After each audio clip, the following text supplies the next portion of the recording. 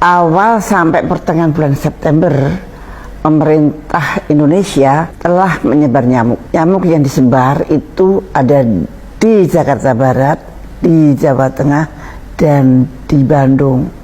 Kemudian pada November ini, Bali merupakan giliran yang berikutnya. Nah, ceritanya kenapa pemerintah menyebar nyamuk? Ternyata penyebaran nyamuk ini adalah salah satu dari program dunia, World Mosquito Program. Jadi dunia mempunyai program untuk menyebarkan nyamuk. Nyamuk itu direkayasa genetika, jadi jinnya yang direkayasa dan disuntik dengan Walbohia. Mereka mengklaim dan sudah dibuktikan, mereka sudah membuktikan dalam penelitian dengan para ahli dari UGM bersama-sama dengan dari luar, mengatakan bahwa nyamuk yang direkayasa genetika dan disuntik Walbohia tersebut terbukti bisa menurunkan 77% angka kesakitan demam berdarah di wilayahnya. Ini sangat luar biasa. Maka WHO pun merestui program nyamuk dunia itu untuk menurunkan angka kesakitan demam berdarah. Nyamuk yang dipakai itu adalah Aedes aegypti. Aedes aegypti itu adalah jenis nyamuk yang dia bisa menularkan demam berdarah. Dia juga bisa menularkan chikungunya. Chikungunya dan demam berdarah itu bisa ditularkan pada pagi sampai sore.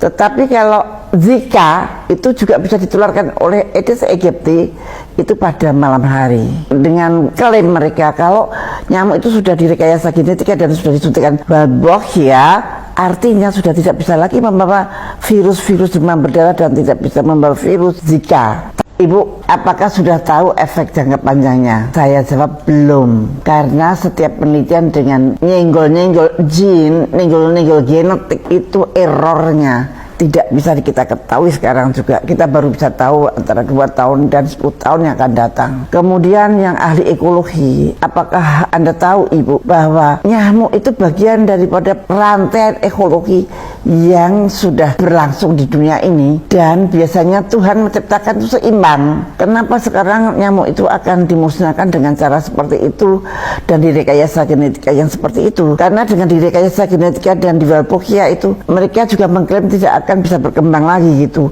Nah, justru para ekolog itu pada mengkhawatirkan karena takut banget kalau itu akan berakibat fatal pada tahun-tahun berikutnya nanti. Nah, ada contohnya enggak? Ada Bu, pernah di suatu pulau di mana kupu-kupunya itu dihilangkan karena kupu-kupunya terlalu banyak dan mengganggu. Maka kupu-kupu dihilangkan dari suatu pulau, dan apa akibatnya? Akibatnya ada tornado. Itu akibatnya kan sangat jauh dari apa yang kita bayangkan. Maka mereka pada protes, dan masyarakat Bali lebih dahulu mengetahui, mereka melakukan protes bersama-sama. Memang ini adalah program dunia, ada 11 negara yang dilibatkan termasuk Indonesia, Singapura, Australia dan sebagainya. Tetapi Singapura mengundurkan diri, tidak mau negaranya disebari nyamuk, dan sekarang Singapura nggak ikut. Nah, sekarang Buleleng, Denpasar atau Bali, mereka khawatir kalau sampai Bali disebari nyamuk, maka itu akan menakutkan para wisatawan, dan kalau wisatawan tidak mau ke Bali, maka mata pencaharian rakyat Bali akan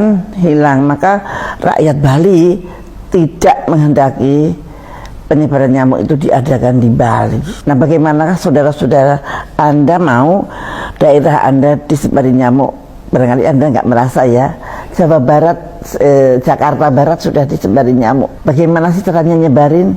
Ternyata disebarinya lewat gelas-gelas yang berisi telur-telur nyamuk, dilewatkan RT RW. Saya tidak mengerti bagaimana efek yang sebetulnya akan terjadi. Tapi yang jelas, kalau menurut data penelitian itu, dia akan menurunkan angka kematian atau angka kesakitan dari demam berdarah dan chikungunya maupun Zika. Tetapi nampaknya belum ada hasil penelitian lainnya yang diekspos tentang akibat ekologi, tentang akibat jangka panjang karena adanya gene drive, akibat jangka panjang karena berubahnya ekologi di sekitar kita. Nah itu belum ada penelitiannya. Lagi-lagi kita menjadi bahan penelitian. Ya itulah nasib kita. Siapa yang mau memikirkan kita kalau bukan kita sendiri?